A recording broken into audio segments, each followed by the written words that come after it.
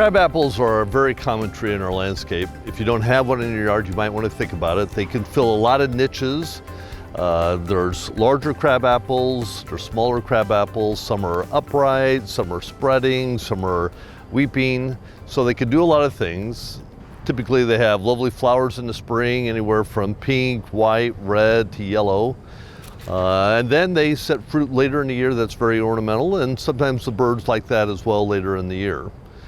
And you can expect some decent fall color from them as well. So they really fill a lot of uses for us in our landscape. And they also require a little bit of pruning as you go through the year. What I like to do with crabapples, especially if I'm going to have to do much pruning with them, is to look at doing all my pruning in the summertime. So sometime after the 4th of July, we'll look at coming in and taking out things like the things that you'll commonly face with a crabapple is something like a sucker. So that's coming off of the rootstock. Most of our crabapples are grafted, so that way you have uniformity in the plant. So you can always expect when you buy a particular crabapple, it'll always look the same.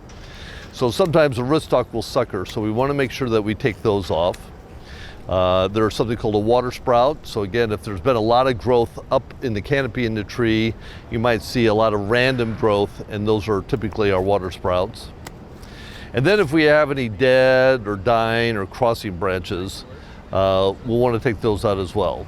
So we want to look at doing our pruning in the midsummer to help reduce the response of the plant to the pruning. So when you prune a plant, many times it'll respond by accelerating its growth and putting on a lot of additional new branches and suckers. If we do it in the midsummer, it'll help reduce that. The plant doesn't respond as strongly to that.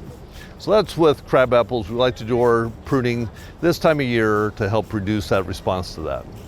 But anyway, so you go through the plant, you take a look at everything. You want to look for crossing and dead branches, broken branches, and take out any suckers, water sprouts that I talked about earlier, and then kind of stand back, make sure that the shape, you're maintaining the shape that you desire with the plant as well.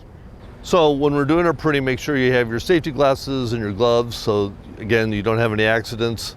Nice, clean, sharp pruners when you get started pruning on any plant. If you're having to use a saw, make sure that you're careful using any of the saws that you might need if you have a bigger branch. Again, using the saw can be a little dangerous. Try to avoid working too high above your head. If it's something that's really large, that's probably an indication that you need to call an arborist in to have them look at the plant.